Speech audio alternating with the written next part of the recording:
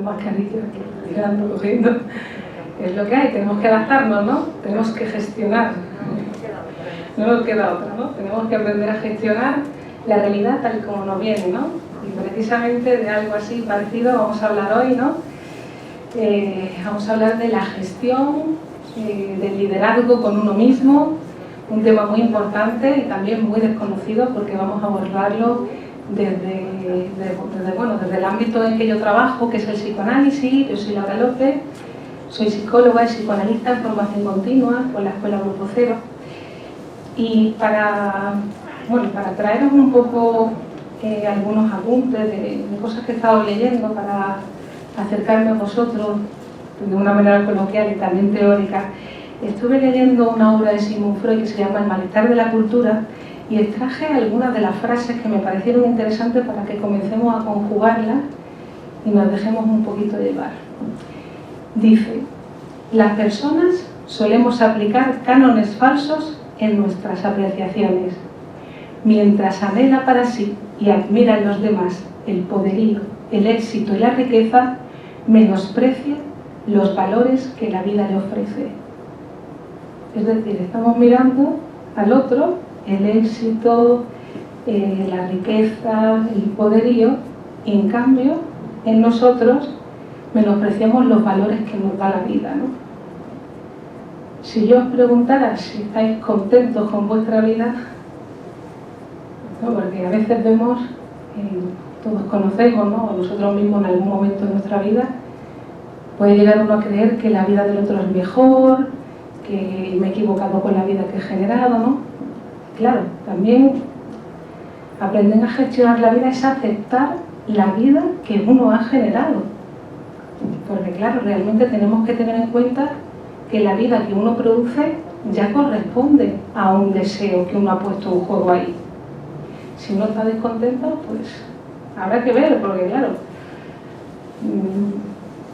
vemos a veces que parece que todo encaja, que tenemos una vida normal, entre comillas, ¿no? Parece que tener un coche, familia, ¿no? Una serie de requisitos, y luego vemos que hay personas que están muy insatisfechas, que no tienen deseo, no viven en el deseo. Es como todo muy concretado. Creemos que los deseos es lo que nos marca la ideología, lo que nos marca qué tiene que ser, supuestamente es lo que va a hacer para alcanzar la felicidad. Y vemos que hay mucha insatisfacción y que realmente eso no genera el deseo en la persona, ¿no? Todo de la misma manera, ¿no? Los sábados toca no sé qué, ¿no? Y es como que vemos que en muchas ocasiones está el deseo coartado y muy comedido, y a veces vemos que también hay mucha represión en las personas, ¿no? Porque también precisamente en este texto nos trae al poeta Goethe y dice: nada es más difícil de soportar que una serie de días hermosos, ¿no? Porque para indicarnos que nuestra disposición psíquica lo que nos hace gozar es la diferencia, es el contraste. Eso de decir, yo en la vida quiero estar tranquilito, sin hacer nada, ¿no? Yo esperando que me jubile, yo mínimas alteraciones, pero ahí está uno muerto en vida. Ahí, ¿dónde está el deseo? Uno vive cómodamente, pero es como si regresaras a ese momento infantil en el que estás con tu mamá chupando de la teta, ¿no? Y dándote el biberón. Pero claro, lo que realmente te mueve, te hace crecer, te hace gozar en la vida es la sorpresa. Si no, uno que está con la pareja, si siempre os decís las mismas frases, aburrimiento, ¿no? Claro, nuestra tendencia es a la infidelidad. Es decir, a ser diferentes cada vez, porque ahí, en esa sorpresa, es donde uno va a gozar con el otro. Cuando te dice una frase que no esperabas, cuando tienes esa sorpresa, ¿no? Estás estudiando por un examen, la pruebas y, ¿no? Estás trabajando durante un tiempo, haces esto y te sorprende, ¿no? O dices una frase y te ves sorprendido por esa frase.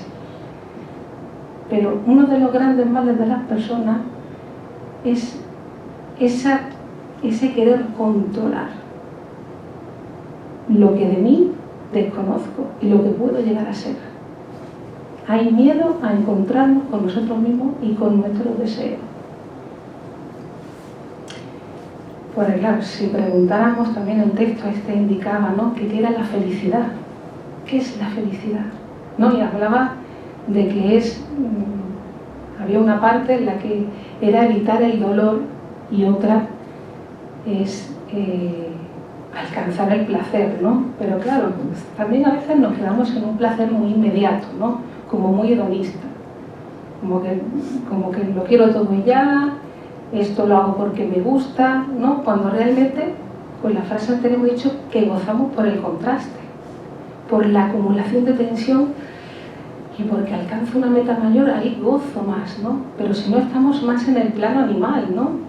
Parece que cuando tengo hambre como, que me gusta esto me lo compro, pero eso no es un deseo humano, eso no produce, eso no alimenta el alma humana, no le llena de gozo, sino que ahí nos parecemos más al reino animal, al niño, ¿no?, a esa disposición infantil que abría la boca y se lo daban todo. Y claro, cuando te dicen el no es cuando uno se tiene que mover, y ahí es cuando crece, cuando puede gozar de las cosas, ¿no? Cuando hay una interrupción, cuando hay una frustración, es cuando el deseo se puede relanzar en nosotros, ¿no? Y claro, también nos decía, ¿no?, este texto, que uno de los mayores sufrimientos del ser humano, ¿no?, y luego tenemos algunas muletas para apoyarnos, ¿no?, son el deterioro de nuestro cuerpo, ¿no?, que vamos avanzando y hay enfermedades, o nuestro cuerpo, pues bueno, somos mortales, no va a llegar un momento en que no vamos a estar. Luego también, otro de los problemas, pues bueno, el acontecimiento de la naturaleza, que todos lo hemos podido experimentar también en esta época, con esa amenaza constante de la pandemia, ¿no? Es algo que también hace sufrir a las personas, y sobre todo las relaciones amorosas, ¿no? Las relaciones personales con otras personas también hacen sufrir mucho a las personas, ¿no? Porque hay cosas que no podemos manejar, y que ahí es la cuestión, ¿no? Ahí es donde hacemos hincapié, ¿no? Que eso que uno no puede manejar quiere decir que en todos nosotros hay una sobredeterminación inconsciente. Es decir, que lo que yo digo de mí, lo que yo creo que soy, no es. Con esto quiero decir que, claro, ser líder de uno mismo es también gestionar en nosotros esa parte que desconocemos ser, y que solamente el psicoanálisis, que es ese instrumento científico, te puede ayudar a conocer y a transformar, a producir el inconsciente que hay en ti. Y claro, ¿eso qué quiere decir? Bueno, cuando vivimos en nuestros hombros, ahora lo vamos a ver, está el peso de nuestra moral, la ideología, la educación, ¿no? Y claro, tener éxito en la vida quiere decir estar satisfecho con la vida que uno tiene, con la vida que uno ha generado. Porque claro, eso que decíamos del inconsciente, de los deseos inconscientes, claro, tenemos que pensar que hay que diferenciar el desear, yo quiero algo, deseo algo, de esos deseos que hablábamos, ¿no? Porque, claro, uno puede decir, venimos de una ideología en la que nos transmite que uno tiene que saber lo que quiere, que desde tal punto va hasta tal otro, que hay un pasado, un presente y un futuro. Pero claro, desde el psicoanálisis sabemos que eso no es así, que uno no sabe de antemano lo que quiere. Digamos que en todos nosotros hay unos deseos primitivos que se ponen en juego y que no tienen ningún objeto, que lo puedes poner en cualquier lugar, podemos desear cualquier cosa, podemos gozar de cualquier cosa, hasta de nuestro mayor enemigo. Pero claro, ahí está la cuestión, que esos deseos hay que encauzarlos para un lugar donde es más conveniente para nosotros. Porque claro, su vida, ¿qué la guía? Si yo le preguntara, ¿qué guía vuestra vida? Hay veces que se puede decir, lo que me gusta, mis sentimientos. Yo le hago mucho caso a mis sentimientos. No, hay frases que podemos escuchar eso, pero claro, realmente, si nos dejamos llevar por nuestros gustos, es una cosa muy infantil, ¿no? Porque lo que te gustaba hace X tiempo, ahora no te gusta. Además que eso no te sirve para ninguna profesión, ni para ningún futuro. Dejarte guiar por lo que te gusta es como un poco dejarte llevar por el placer. y un poco caprichoso, ¿no? Me gusta esto, no me gusta. Esos no son buenos consejeros. ¿Y los sentimientos? Los sentimientos son sentires mentirosos, nos mienten. Es una pantalla de otra cosa. Si ustedes se dejan guiar por su afecto en su vida, es una locura. Uno se levanta triste, no tiene ganas de trabajar. Uno se levanta alegre y se come el mundo. Uno no está con su pareja y ahora siente que no la quiere y va y se lo dice. Provocas un declive emocional, ¿no? Digamos que si queremos nuestra vida en base a lo que sentimos, a nuestras emociones, es una locura. Porque es como creer, es como si imagináramos, como si creyéramos que lo que vemos y lo que sentimos es real. Y ya nos dijo Copérnico que lo que vemos y lo que sentimos no es real. ¿En qué sentido? Si nos asomamos a la ventana, creemos lo que nuestros sentidos nos dicen. Si miramos, creemos que es el Sol que está dando vueltas alrededor de la Tierra. Pero nos viene la teoría y nos dice, no, el Sol no es el que gira alrededor de la Tierra, es la Tierra la que está girando alrededor del Sol. Fijaros cómo nos engaña en nuestros sentidos. Pues en los sentimientos pasa igual. En lo que decimos de nuestra vida pasa igual. Lo que yo veo y lo que yo siento no es verdad, es una ilusión. Y si yo dejo guiar mi vida por eso que siento, pues la estropeo. Entonces, ¿cuál es la solución, no? Porque claro, desde diversos lugares estamos también en una, digamos, en una etapa un poco represiva, ¿no? En el sentido de que queremos controlarlo todo. Queremos controlar lo que sentimos, queremos controlar al otro, queremos controlar a nosotros mismos, no queremos sentir nada que nos pueda alterar a nosotros, ¿no? No queremos sentimientos negativos, queremos frases positivas, todo positivo, el yo, el yo, el yo. Pero claro que estamos originando con eso, estamos originando un nivel de represión muy alto en nosotros, porque estamos reprimiéndonos ciertos afectos y ciertos sentimientos que forman parte de todos nosotros y que están guiando nuestra vida. Y para que entendamos esto, tenemos que saber que en todos nosotros nuestro aparato psíquico es muy complejo, no somos el yo. Lo que yo digo, yo soy abierta, yo soy no sé qué, yo no sé cuál. Todas esas características que yo digo de mí, es una pantalla, es una pequeña parte de mí, pero lo más verdadero de mí es totalmente desconocido en mí. Y lo vemos cuando nos relacionamos con otras personas, cuando a lo mejor tengo que hacer un negocio muy importante y me cae mal alguien, o estropeo ese negocio con una frase que me sale de yo no sé dónde. ¿Cómo he podido decir eso? Y lo estropeo todo. Nuestra vida la guía otra cosa que no es mi yo. Y queremos controlarlo todo. Y esto habla de esa sobredeterminación inconsciente. Hay algo desconocido en nosotros que se produce en psicoanálisis y que habla de nuestros deseos inconscientes y que eso está dirigiendo nuestra vida. Tú no puedes controlar de quién te enamoras. ¿No? Tú puedes decir, a mí me gusta un hombre o una mujer tal y cual con estas características, pero luego te viene alguien que es todo lo contrario o que dices, pero ¿cómo puedo sentir algo por este personaje o por esta mujer? Y es que lo odio, pero hay algo que me atrae, ¿no? Hay en nosotros como una tendencia a ciertas cosas que no las podemos explicar y que ahí el psicoanálisis viene a explicarnos y nos dice, oiga, que en usted hay una sobredeterminación inconsciente, en usted hay complejos inconscientes, en usted hay mecanismos inconscientes que están dirigiendo su vida y que no podemos manejar porque son desconocidos para nosotros. Sabemos de ellos por los efectos que aparecen en la realidad. Cuando voy a tener un lapso, un olvido, ahí estoy hablando de mí un montón de información, que claro, la conoces cuando vas al diván de un psicoanalista y te puede interpretar cuál es ese deseo que está produciendo ese efecto en ti.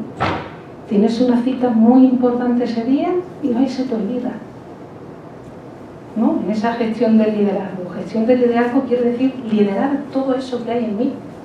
Pero claro, ¿cómo me voy a llevar bien con alguien o cómo voy a dirigir mi vida si yo conmigo mismo estoy en conflicto? Si yo conmigo mismo no me llevo bien. ¿Y qué quiere decir ese que no me llevo bien?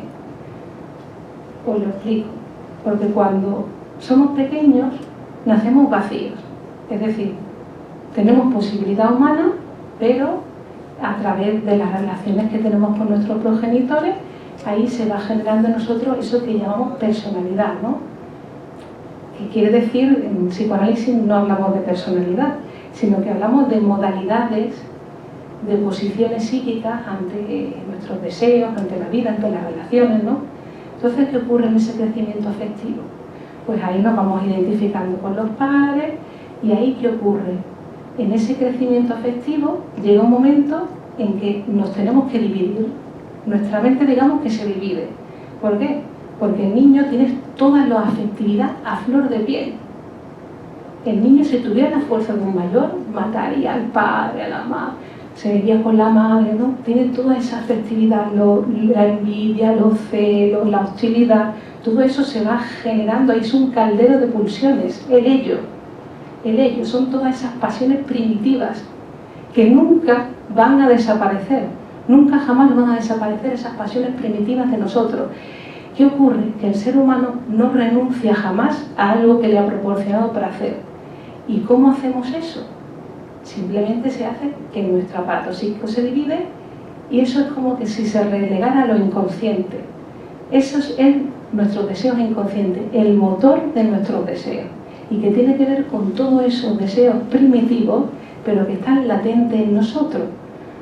También se forma el yo y el super yo. ¿Quién es el super yo? El super yo, tus padres te decían lo que tenías que hacer, lo que estaba bien, lo que estaba mal. Claro, ¿qué pasa cuando ya nos despegamos de esas figuras paternales, ¿no? Pues que en nosotros también se va a construir una moral.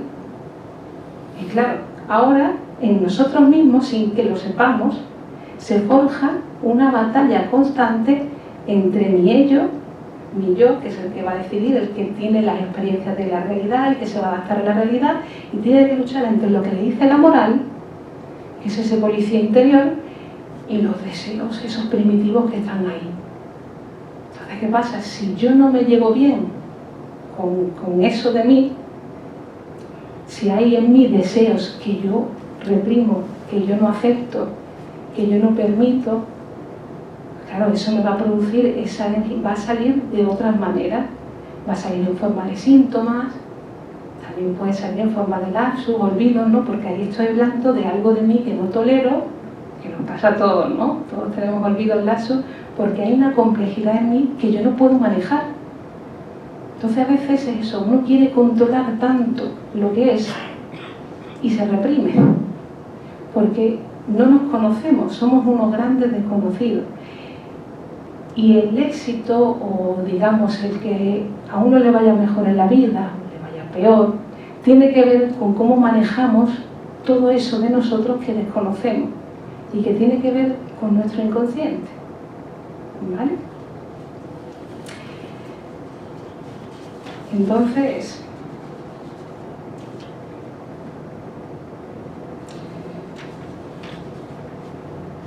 claro, los deseos no tienen tendencia, es decir, se pueden desplazar a cualquier cosa.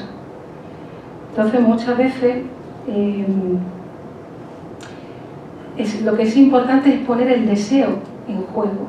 Es decir, no es tanto, porque a veces se cae en el hecho de decir, voy a tomar una decisión, ¿no? ¿Qué decisión será mejor? ¿Esta o la otra, no? Cae uno en duda, cae como en un secuestro emocional en la que uno cree que hay caminos correctos, que hay decisiones correctas y que se queda uno, oh, yo no he tomado la decisión adecuada. Eso es la neurosis. Porque uno no sabe, solo después sabremos por qué ha tomado esa decisión. Además que las decisiones se trabajan, no depende de la decisión que tomen, depende del trabajo que uno ponga en las cosas, de cómo se implique en las cosas. Pero claro, lo que te impide vivir muchas veces son esas dudas, ese ideal, ¿no? Ese creer que hay cosas ideales, ese perfeccionismo. Claro, eso te aparta de la realidad, porque te hace creer que hay caminos correctos y caminos incorrectos. Caemos en una moral que nos impide vivir. Y caemos en esa cuestión de la neurosis, ¿no? La neurosis te impide poner tus deseos en la realidad. Tú no sabes lo que va a ser, ¿no? Lo importante es poner el deseo en lo que sea. Porque si ese deseo no se pone en juego en algo en el que uno pueda trabajar para ello, ese deseo te va a enfermar. Porque necesita una satisfacción sustitutiva, y si no lo pongo en un proyecto, en un camino para la salud, ese deseo me va a enfermar, porque lo vas a poner en cualquier cosa, ¿no?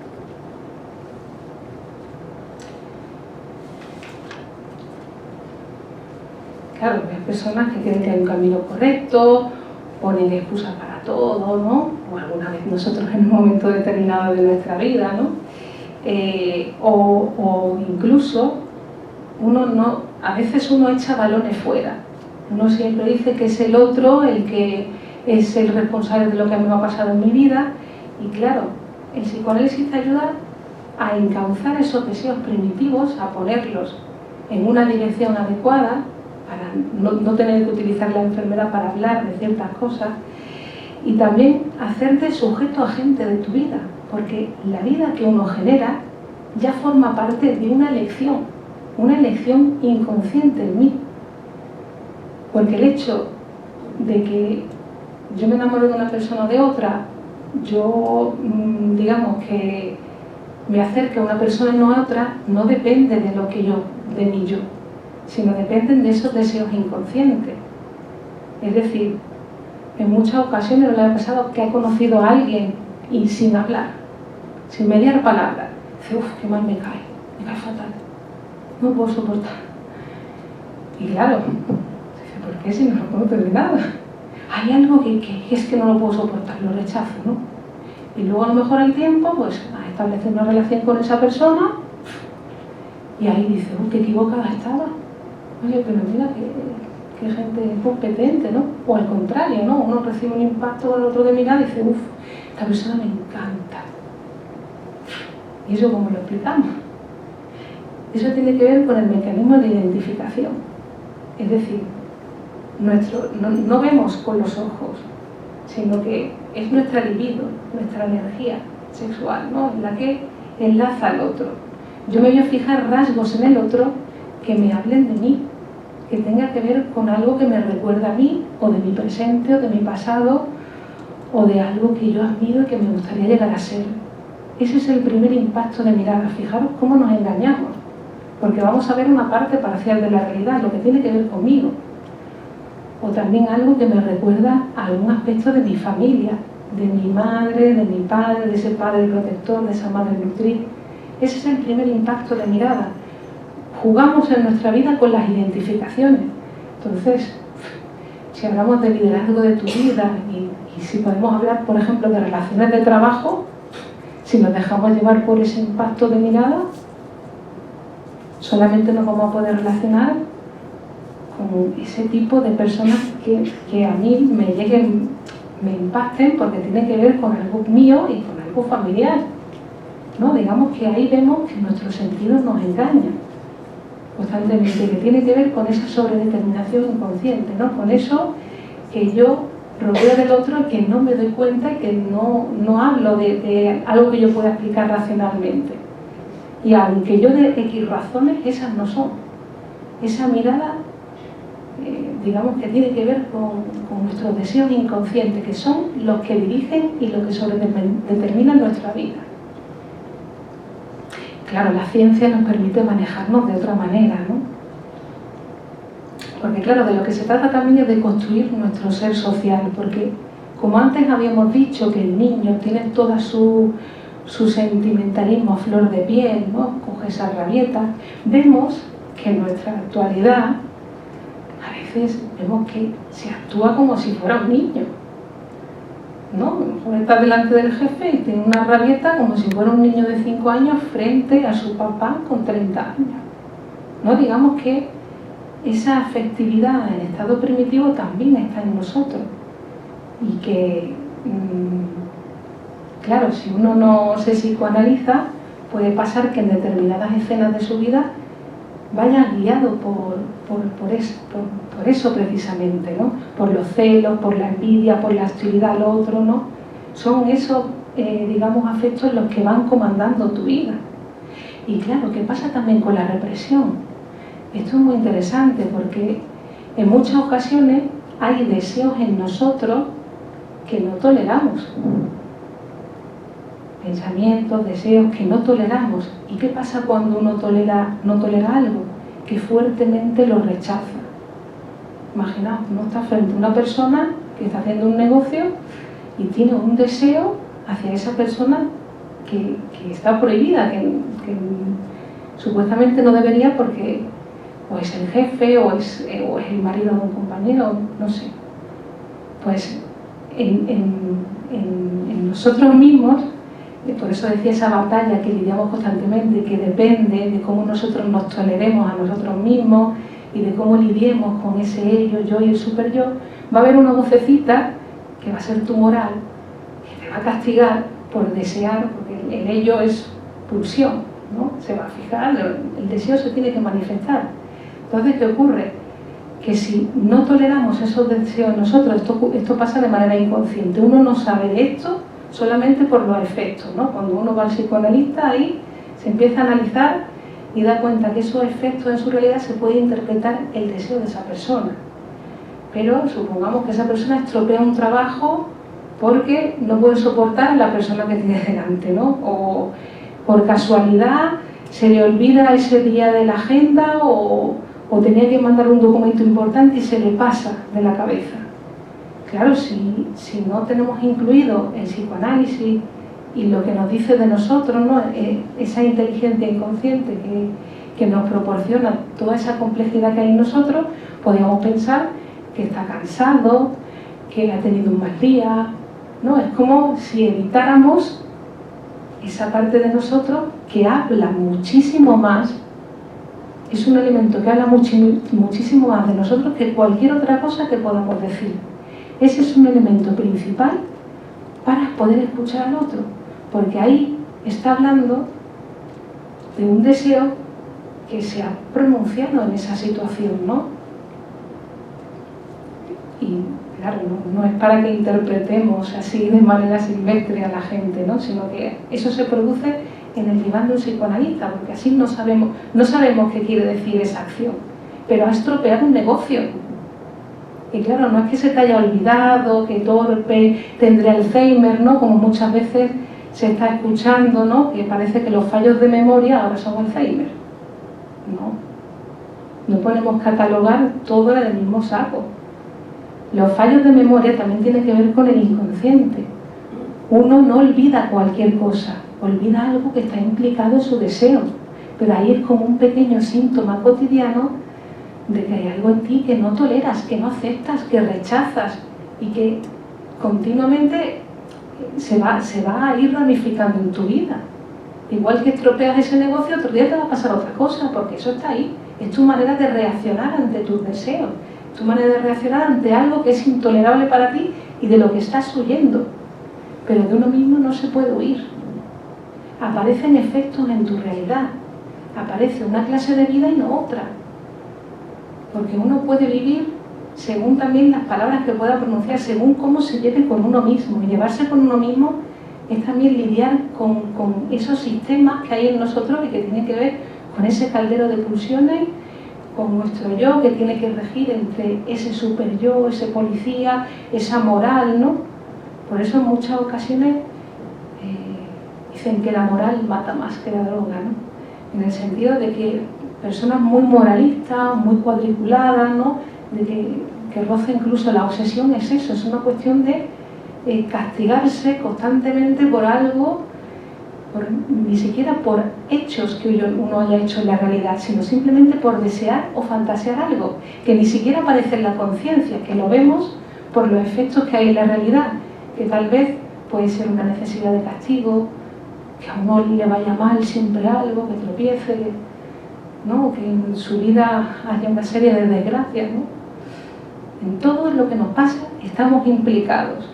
Nada es casual en lo psíquico, ni es cansancio, ni agotamiento, no. Eso aprovecha para que el deseo inconsciente aparezca, pero no es por eso, ¿no? Entonces debemos saber que hay una complejidad en nosotros y que hay algo de nosotros que nunca vamos a conocer. La conciencia es una fachada de eso que decimos que nos pasa. Nunca va a ser lo que pensamos, nunca. Tiene que venir una ciencia, el psicoanálisis, para, digamos, que hacer esa interpretación, ¿no? Para construir esa interpretación, esa historia de deseos en mí. ¿Por qué vivo como vivo? ¿Por qué deseo como deseo? Que la vida que tenemos forma parte de nuestros deseos. Es la vida que yo puedo generar. No puedo generar otra. Porque generar otra vida quiere decir transformarme yo. Y transformarme yo quiere decir trabajar esos aspectos inconscientes que me están produciendo llegar a ese lugar y no a otro. Si no, desde fuera no puedo modificar nada. Porque yo puedo llegar a donde he llegado. Si no, lo haría de otra manera. Pero es por mi forma de pensar, por esa sobredeterminación inconsciente que me lleva a estar donde estoy. ¿Vale? Claro, cuando uno se empieza a psicoanalizar, deja de tener miedo a lo que somos, ¿no? Podemos manejarnos de otra manera, ¿no? Claro, por ejemplo, la angustia, los celos, la envidia, la fobia, ¿no? Todos esos trastornos que vemos que a veces pues, aparecen en las personas, la depresión, ¿no? Claro, tiene que ver con todos esos procesos inconscientes que estamos hablando, ¿no? Que por mucho que tú hables de ello, ¿no? Por mucho que hables de los celos, por mucho que hables de la envidia, por mucho que hables de la fobia, de que tengo fobia al ascensor, que no sé qué, que me pasará, estoy angustiado por esto que me ha pasado, no, a eso no es. Siempre está desplazado, porque en nuestra conciencia vamos a creer ver una cosa que no es. Cuando uno está angustiado cree que es porque ha entrado a una habitación y ha visto a no sé quién y se ha angustiado, por eso seguro que no es. Esa es la manifestación, es lo que aparece en ti, aparece esa angustia. Pero luego hay que hacer un trabajo de reconstrucción, ¿no? Uno va al psicoanalista, tiene esos instrumentos, esa escucha, para producir en ti el inconsciente, para producir en ti esa manera que tienes de posicionarte ante tu deseo, ¿no? Porque la angustia está señalando una alerta, una alarma. Hay algo, un deseo que está próximo a descubrir, del cual no quiere saber nada. Por eso aparece la angustia en la persona. No es algo que yo pueda determinar. Eso es lo aparente, pero en realidad es algo interno que no puedo manejarme con ciertos deseos en mí y aparecen desplazados en otro lugar. Aparece la fobia al perro, aparece la fobia, pero no es al perro, porque racionalmente, ¿qué se le explica? ¿Cómo puedes tener ese terror a montarte en un avión? Una persona que tiene que hacerlo, o al coche, ¿no? No es al coche, no es el miedo al coche, es otra cosa. Está desplazado. Es un miedo interno que no está puesto en su lugar. Tiene que ver con un conflicto interno inconsciente que habla de tus propios deseos. De tus propios deseos que uno no puede huir de ellos si lo encapsula, por ejemplo, en el coche. Pero no estoy hablando ahí del coche, estoy hablando de otra cosa. Es como si fuera un sueño, como si lo que apareciera no fuera eso, es otra cosa. Por eso hay que hacer un trabajo personal en su psicoanálisis para, digamos, que producir esa interpretación, esa historia de deseos, cómo esa persona desea, porque hay algo de lo que esa persona huye. Y como de uno mismo no se puede huir, se pone en el exterior.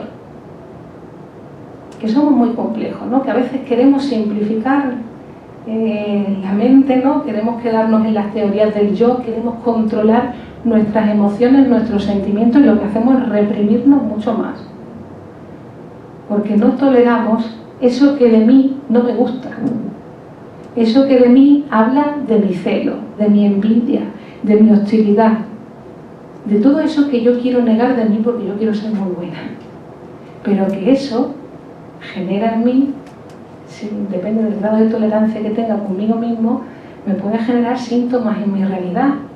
Un sentimiento de culpa inconsciente te puede generar buscar castigos en la realidad. Un matrimonio desgraciado, un negocio que lo junto todo por un pequeño fallo que nadie se lo explica, pero que estoy hablando de mí, de esa realidad que yo estoy generando sin darme cuenta, porque no me doy cuenta, porque tiene que ver con mis deseos inconscientes que están produciendo esa vida. Y es esa gestión que tengo conmigo mismo.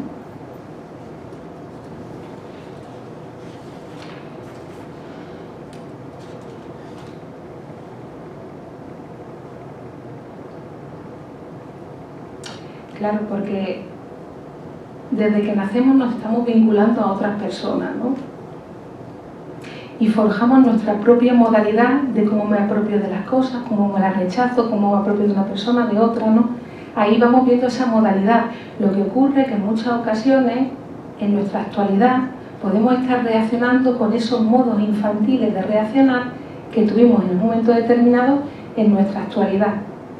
Es decir, es como si uno frente a la vida, para gestionar pues su vida, las relaciones, el trabajo, etcétera, como si aún siguiera de la mano de esa mamá y ese papá y estuviera esperando pues que el otro le arregle la vida, le dé un consejo, le cambie, ¿no? Cuando le es difícil jugarse en su vida, ¿no? Tomar decisiones, ir hacia adelante, ¿no?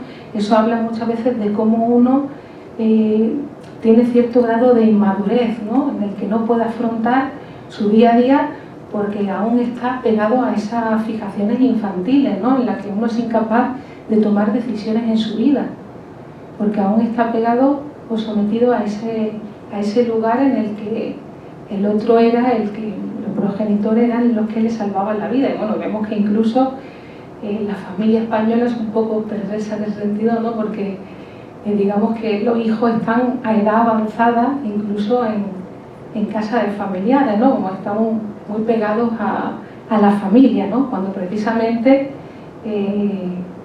la ley animal dice que los hijos tienen que despegarse de ese mundo animal para generar su propia familia, pero la neurosis tiene que ver precisamente con esa imposibilidad de gestionar su propia vida y de despegarse de esas modalidades infantiles, ¿no? Que no sirven para nuestra vida cotidiana, ¿no?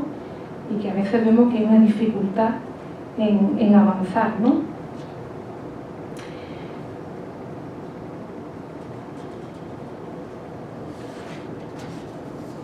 Claro, porque uno no puede saber si ha tomado una decisión correcta o no, ¿no? Simplemente hay que hacer.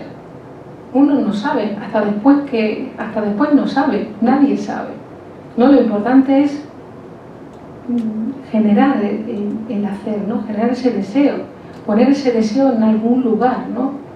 Porque a veces puede haber reacciones de poner excusas, de incluso llorar, ¿no? Cuando parece una situación, en lugar de afrontarlo, en lugar de poder afrontar la realidad, se queda uno paralizado.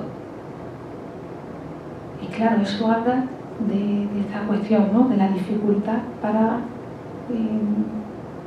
desarrollar, ¿no? Para desarrollar esos pasos, ¿no? Por esas posiciones infantiles, por esas ideas que se tienen a veces, que nos transmiten, ¿no? Y que dificultan que una persona pues, bueno, pueda desarrollarse en la vida, ¿no? Pues claro, ni las dudas sirven, y bueno, claro, incluso las dudas forman parte de incluso estructuras como el obsesivo, ¿no? El obsesivo también se llama la enfermedad de la duda, porque está constantemente dándole vueltas a algo y es como que no puede tomar ninguna decisión. Claro, eso te impide cualquier realización, ¿no? En realidad la enfermedad es la duda, es como que no puede dar un paso, no puede atravesar ese lugar adulto, ¿no? Es como que ahí siempre está en la duda, no es la duda esto o lo otro, es que hay una imposibilidad de avanzar en esa persona, ¿no? Y que tiene que ver con, bueno, con los significantes de la persona, con la ambivalencia afectiva hacia el padre, con la sexualidad, ¿no? Que son conceptos muy importantes en las personas que nos van a forjar como adultos, ¿no? En todos nosotros digamos que hay 4 sexos. Está la construcción de lo masculino, la construcción de lo femenino, la construcción de la función padre, la función madre en mí. Esos 4 significantes van a permitir que yo me pueda mover en el mundo. Porque la función padre es importante para aceptar la ley, poner el límite, también la función madre como cuidadora, la construcción de lo masculino, de lo femenino, las diferencias, ¿no?, que son tan importantes, ¿no?, construir la diferencia. El otro va a ser diferente a mí, aceptar que el otro es diferente. Incluso a veces lo vemos en nuestras relaciones, ¿no?, que aceptar la diferencia tiene que ver con poder tolerar que el otro no va a pensar igual que yo, renunciar también a mi narcisismo, pero claro, los niños son muy narcisistas, son muy egoístas. Es a través del amor que se van civilizando. Pero claro, esto no forma parte del pasado, de la infancia, sino que vemos que en la actualidad hay un gran problema con el narcisismo, ¿no?, y con el individualismo, cuando realmente ser un sujeto psíquico también es ser un sujeto social. Es decir, estamos entre otros, necesitamos de otras personas. Y a veces no toleramos que el otro es diferente a mí. Y que hay muchos caminos de hacer las cosas. Y el narcisismo es uno de los grandes males también de este siglo, ¿no? Mirarse uno siempre a su ombligo, cuando sabemos que realmente uno puede crecer cuando puede confiar en el otro. En estos sistemas capitalistas, si tú no confías en otra persona, no creces. Es imposible crecer. Necesitamos de otros para todo en la vida. Para tomarnos un simple café, una cadena de personas que han trabajado para que se produzca eso. Para cualquier cosa que hagamos necesitamos de otras personas. Y bueno, ahora en estos tiempos de pandemia, ¿no?, hemos visto también de esa necesidad que tenemos de relacionarnos. Cualquier cosa que nos damos cuenta de las cosas parece cuando nos falta, ¿no? Cuando se rompe el martillo nos acordamos del trabajador que ha hecho el martillo, ¿no? Pero realmente estamos en un mundo donde necesitamos de unas personas y de otras. Y claro, ¿qué pasa? Que en muchas ocasiones lo que no podemos gestionar es toda esa afectividad que acontece también con las otras personas. Porque el otro que piense diferente a mí a veces se ve como una amenaza. Freud hablaba del narcisismo de las pequeñas diferencias, ¿no? Habéis visto en los partidos del Madrid, del Barcelona, del Sevilla y del Málaga. Siempre hay como una rivalidad. ¿Por qué? Porque hay una hostilidad, siempre hay un pozo de hostilidad en lo que es diferente a mí, en lo que es semejante y es diferente. Dos familias se encuentran, se casan los hijos y ahí siempre hay una rivalidad. Tu familia es mejor que la mía, ¿no? Hay una cuestión de narcisismo, ¿no? De yo soy mejor que este, ¿no? Y va a haber siempre una hostilidad a eso que es diferente a mí. En todas las personas va a ocurrir esa hostilidad. ¿Por qué? Porque también entra esa cuestión, ¿no? Lo diferente se ve como una amenaza, como que alguien que piense diferente a mí también me va a enriquecer, me va a proporcionar pues otra dimensión de las cosas. Pero claro, también es lo que pasa, que alguien que es diferente a mí o que me vaya a decir algo diferente también me va a hacer de alguna manera que yo también me cambie, me transforme, ¿no? Cuando alguien piensa diferente también me va a poner en cuestión a mí lo que yo pienso. Y claro, ¿qué pasa? Que también para vivir otra vida, si yo mantengo mi misma forma de pensar, voy a seguir en esa vida.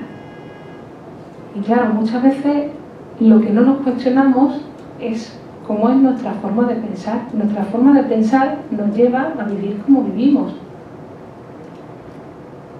Claro, hay veces que hay que revisar qué forma de pensar tenemos para vivir, ¿no? ¿Qué guía nuestra vida? ¿Qué criterios guían nuestra vida? ¿Hacemos lo más conveniente para nosotros? Porque claro, si mi vida la guía, como bien hemos dicho antes, los afectos, las emociones, lo que me gusta, lo que no me gusta, hacemos una porquería. Claro, la vida tiene que guiarla lo que es más conveniente, nuestros proyectos, los proyectos sociales, las personas, ¿no? Te comprometes a algo y hay un camino para hacer las cosas, ¿no? Yo hoy no tengo ganas, hoy no lo hago. Es que ahí eres como un niño. que se deja guiar por sus caprichos, ¿no? Y al niño hay que orientarlo para que vaya encauzando ese deseo, ese deseo primitivo en algo productivo, ¿no? Pero claro, está ese polo, el hacer lo que quieres y hacer lo que te da la gana es lo que hace la enfermedad para instalarse. O luego está el otro polo, ¿no? Que también es esa persona tan moralista, ¿no? Con ese super yo tan que no te permite ni respirar, ¿no? Hay como un ideal del yo y cualquier cosa que se salga un poco de ese ideal y ahí, puf, atiza fuerte con esa represión en uno, ¿no? Entonces, claro, como sea el liderazgo de mi vida depende de cómo yo me lleve bien conmigo mismo.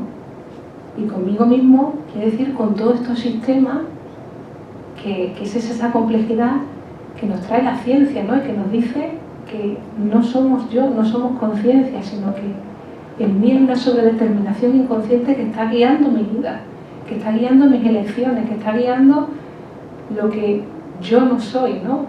Creo que soy de una manera, pero soy de otra. Además, cómo soy se muestra en mis actos. Cuando yo realizo una acción, ahí veo cómo pienso. Y constantemente estamos hablando de nosotros mismos. Cómo nos relacionamos con los demás, cómo vestimos, cómo hablamos, las frases que decimos. Ahí estoy diciendo constantemente mi verdad. Si me equivoco, si tengo un lazo, mis síntomas, estoy hablando de mí, de cómo es mi sexualidad. Y ojo, con sexualidad el psicoanálisis amplía ese concepto que pensamos de genitalidad, sino que es mi relación con lo exterior, ¿no? Cómo me relaciono con los demás, cómo me relaciono conmigo mismo y con los demás.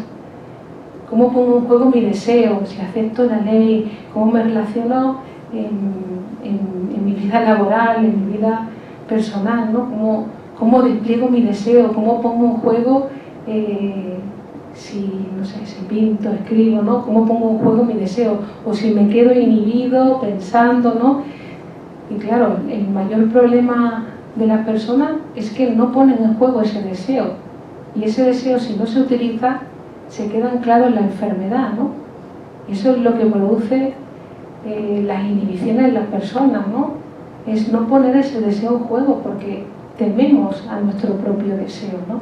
Psicoanálisis te ayuda a tolerar y a poder encauzarlo en los lugares más indicados, ¿no? A poder producir ese inconsciente en ti y poder ampliar también tu vida si quieres, ¿no? Porque hay palabras que te van a producir vergüenza, asco, celo, y hay palabras que no vas a poder combinar y te estás perdiendo así una parcela del mundo. Si hay palabras que no puedes combinar, hay personas con las que no puedes hablar porque estás cerrado a eso, porque hay en ti una forma de pensar que te impide, ¿no? Y hay en ti esa represión que te impide relacionarte con los otros, con determinadas frases que tú no puedes tolerar en ti y que eso va a ejercer en tu realidad pues un efecto, ¿no? Que no podemos huir de lo que somos, no podemos huir.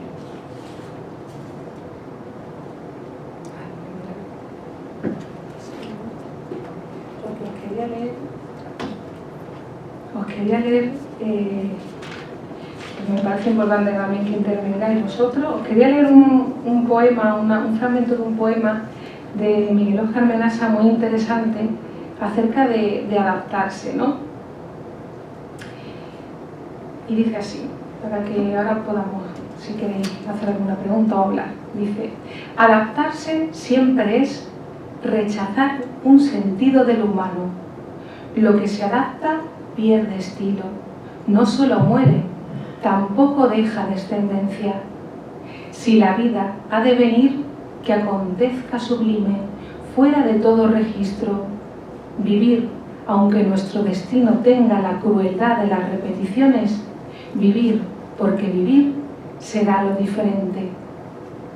¿No? Y en esa cuestión de las repeticiones, ¿no? que hay en la persona como si hubiera un cierto cliché, tendemos a repetir ciertos modos de reaccionar ante las cosas porque es como el modo que tenemos aprendido, pero que hay una tendencia en la repetición en la persona, la compulsión a la repetición, ¿no? A repetir modelos en los que uno se queda anclado y que no le sirven para su vida actual, ¿no? Se quedan modelos infantiles que ahora en la realidad no sirve. Es como si te invitan a una fiesta de gala y tú te vas con tu pijama de bolitas, ¿no? Es como si dijéramos que ese pijama está muy cómodo, está muy bien, pero no te sirve para las circunstancias que te tocan, ¿no? Es como un poco para que veamos, ¿no? Y también interesante porque, claro, muchas veces se echan balones fuera de que la sociedad, de que el otro, no sé qué, y claro, también tendríamos que mirarnos a nosotros mismos y ver qué hay en mí, qué implicación tengo yo en las cosas que me pasan. Porque claro, en vez de querer transformarlo de fuera, tal vez tengo que empezar por mí, a transformar algo en mí, porque si hay algo en mí que se transforma, mi realidad también se va a transformar. No es que la realidad la tenga que transformar de fuera, es que yo voy a ese lugar o reacciono de esa misma manera o produzco esa realidad que tengo. Si yo puedo transformar algo en mí, se va a producir también otro cambio en mi realidad, ¿no? Y ahí está esa cuestión de que decimos, ¿no? De como si en nosotros hubiera pues unos vecinos con los que hay que convivir, ¿no? Que son ese yo y ese super yo, ¿no? Y que habla de esa complejidad que hay en nosotros, ¿no? Y que realmente lo que dirige nuestra vida no es nuestro yo y lo que yo pueda controlar, sino esa sobredeterminación inconsciente, ¿no? Que es la que es la que toma nuestras decisiones, ¿no? Las elecciones siempre son inconscientes, no tienen nada que ver con nuestra conciencia, con lo que creo que yo manejo de mí. Además, que es una ilusión, yo no puedo manejar nada de mi vida. Si yo quiero controlar una conversación, imaginaos, va uno a hablar con alguien y ya tiene toda la película en la cabeza. Es imposible. Te encuentras con otro, te dice una frase. Claro, a veces no se tolera la incertidumbre, porque uno tiene miedo de lo que pueda llegar a decir. Tiene miedo de sus deseos, porque no nos conocemos. Y los síntomas, pues eso tiene que ver con esa intolerancia a nosotros mismos, a esa gestión de nuestros deseos. Entonces, para liderar nuestra vida es importante trabajar esa parte de nosotros que desconocemos, ¿no? Y que es esa sobredeterminación inconsciente. Eso que dirige mi vida sin darme cuenta. Voy a coger un autobús, voy a coger la línea 17, me equivoco y cojo la 3. Y me voy a la otra punta de la ciudad. ¿Cómo es posible que me haya equivocado? Qué despistado que estoy. No es despiste. Cuando uno se tumba en el diván, ahí puede averiguar, puede saber, puede conocerse y transformarse. Pero eso está guiando tu vida. Ha habido un lapsus, hay una equivocación, te han montado en otro autobús. ¿Qué tiene que ver eso contigo? Estás hablando de algo que no le puedes poner palabras y que habla de tus deseos. Pero claro, si queremos, digamos que negar eso que somos, estamos reprimiéndonos aún más. No nos conocemos.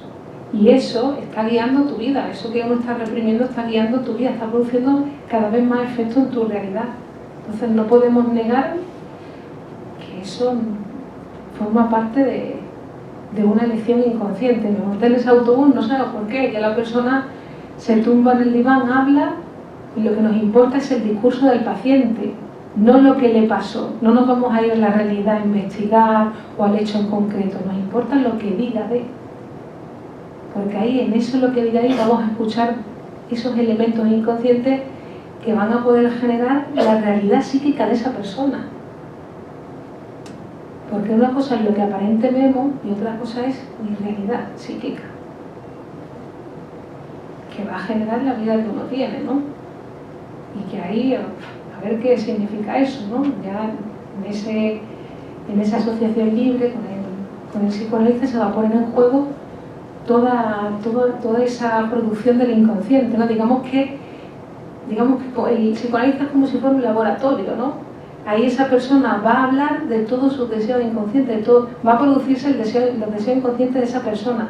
Y ahí es como si escenificara todo lo que le pasa en su vida, lo va a repetir con el psicoanalista. Esa manera de hacer en su realidad la va a repetir en esa relación con el psicoanalista, en esa transferencia con el psicoanalista. Y ahí va a poder interpretar cuál es su historia de deseo, ¿no? Se va a poder interpretar ahí y se va a poder producir el inconsciente de esa persona, porque va a poder producir una verdad en él que le va a ayudar a redimensionar su vida, a dirigirla con otras coordenadas diferentes, ¿no? Bueno, espero que preguntéis también algo, si queréis comentar algo, cualquier cosa.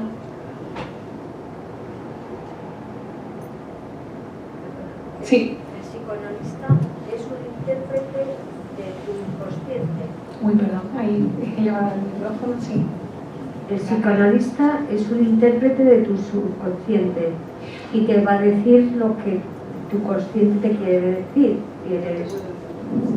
No sé sí, es complejo de entender, sí, es la primera vez que... Claro, pero sí. La interpretación no quiere decir que sea la real para la persona. No lo entiendo. Sí, digamos que los hechos no son hasta después de la interpretación psicoanalítica, es decir, o los sueños, ¿no? Un sueño tiene un sentido, tiene un significado, pero después de ese trabajo que hace el psicoanálisis, que es interpretar, porque ese efecto, digamos, que acontece en la persona, ese acto fallido, ese síntoma, tiene un significado y un sentido.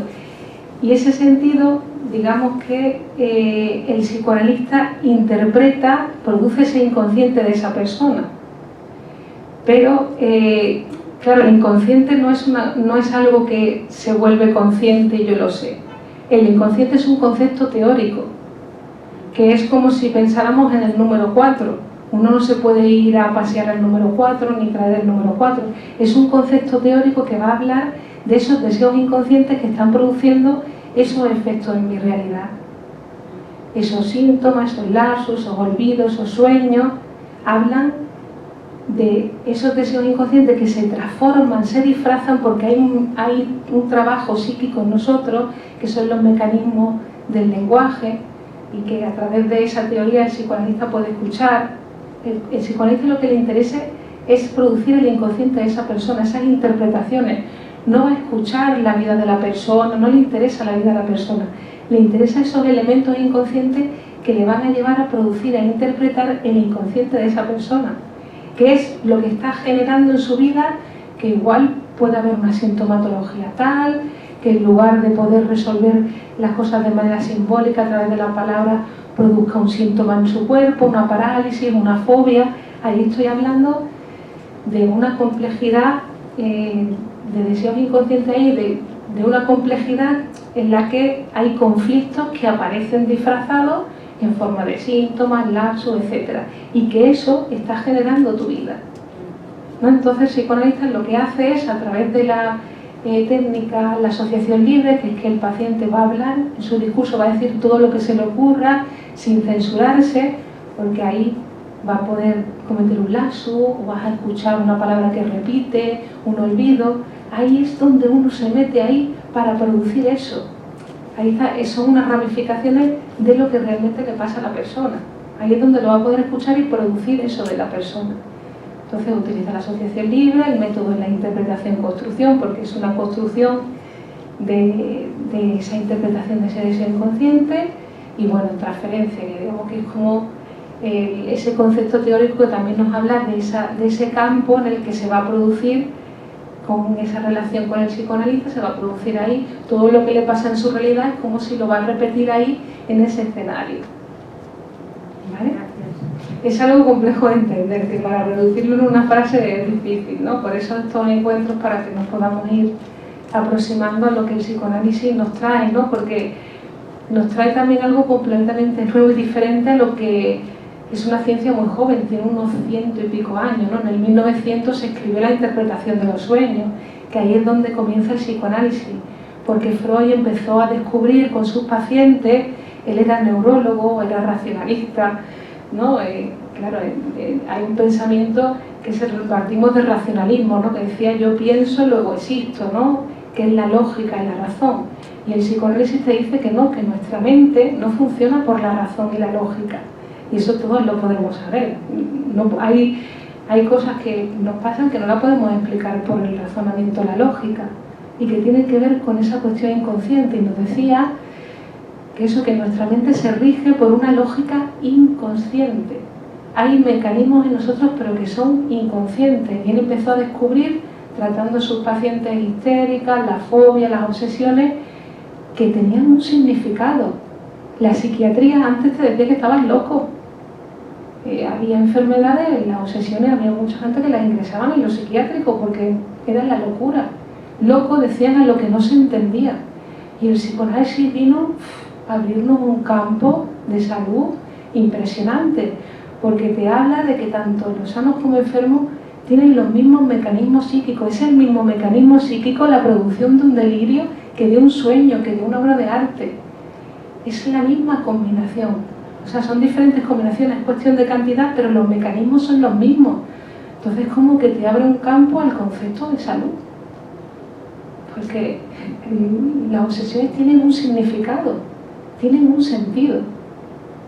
Es como que nuestra mente, determinado, le digo, todos esos deseos que hay reprimidos, ¿no?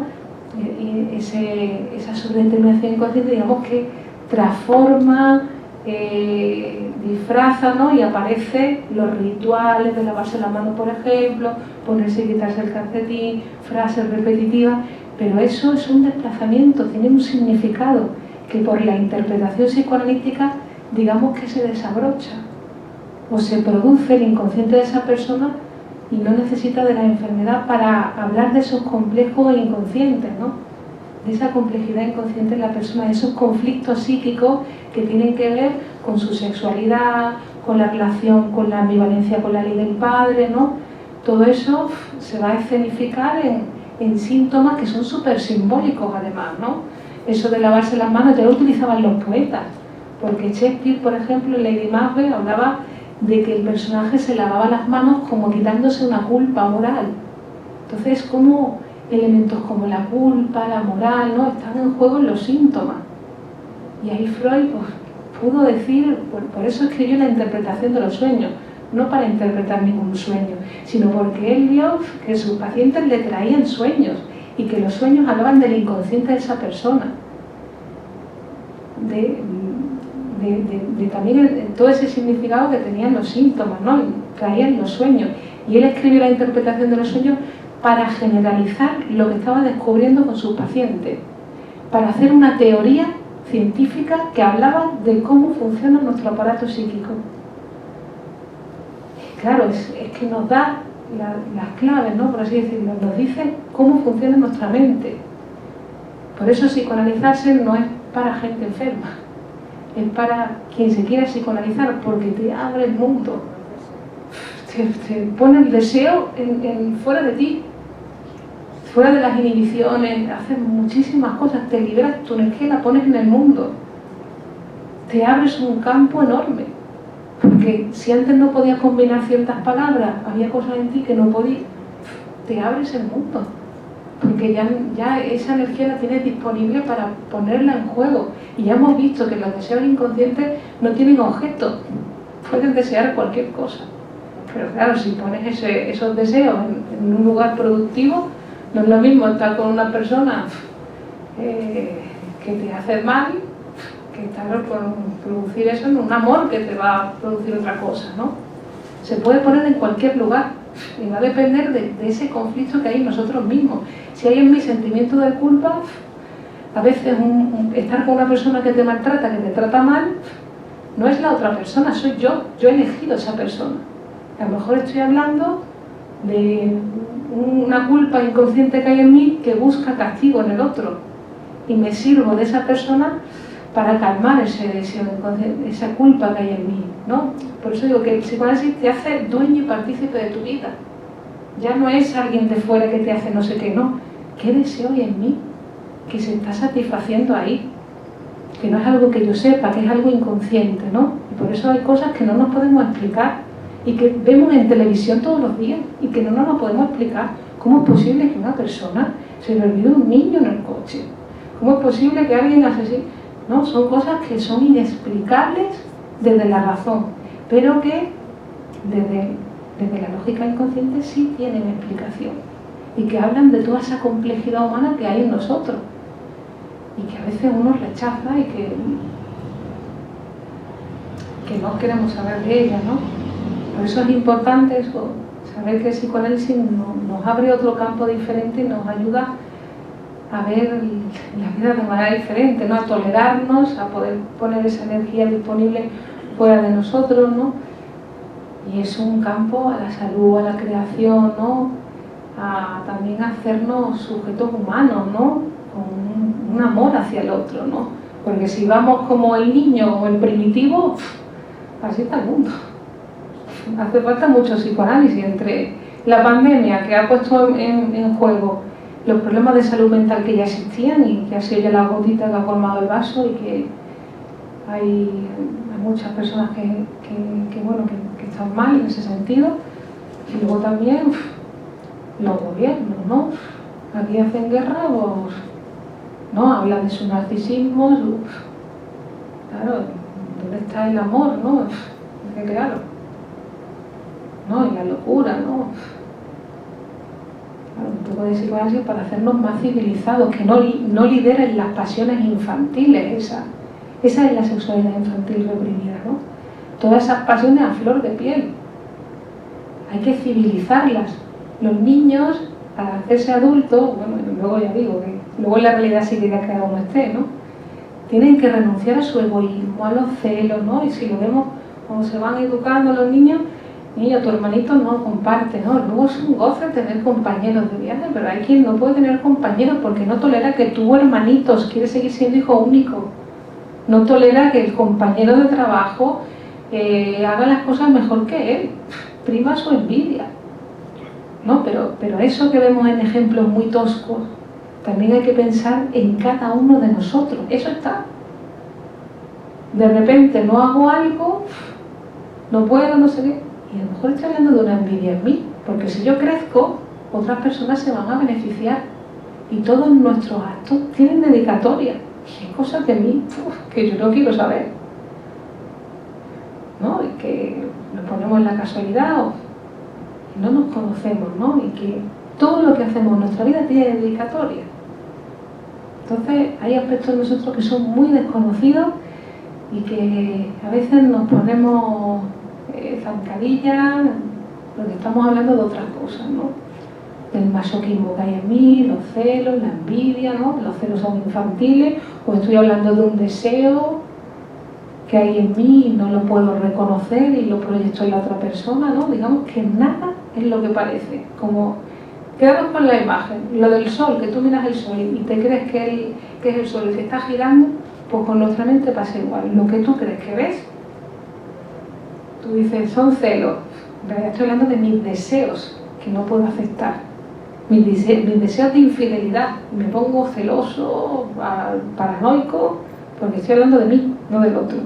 Lo que me pasa a mí me afecta a mí, lo que yo siento, no es que el otro me hace sentir así. Tú te tienes que hacer cargo de lo que tú sientes. A ver dónde estás. Tal vez algo de ti uno tiene que transformar, ¿no? Claro, y curarse también es transformarse, incluso es fuerte, pero a lo largo del tratamiento, personas que quieren no llegar a curarse porque curarse es transformarse. Algo tiene uno que transformar de sí mismo a través de ese trabajo que se hace en psicoanálisis, porque esa modalidad que uno tiene ante su vida, ante su deseo, no le sirve, ¿no? Y claro, es un trabajo de transformarse, conocimiento y autotransformación, ¿no? De todos esos elementos, esas modalidades infantiles que ya no te sirven para vivir. Bueno, pues si queréis preguntar alguna cosilla más, si no, lo convocamos para la siguiente, para el mes próximo, que bueno, no sé qué fecha es exactamente, me parece que es a 1 de marzo, pero a ver si os confirmo.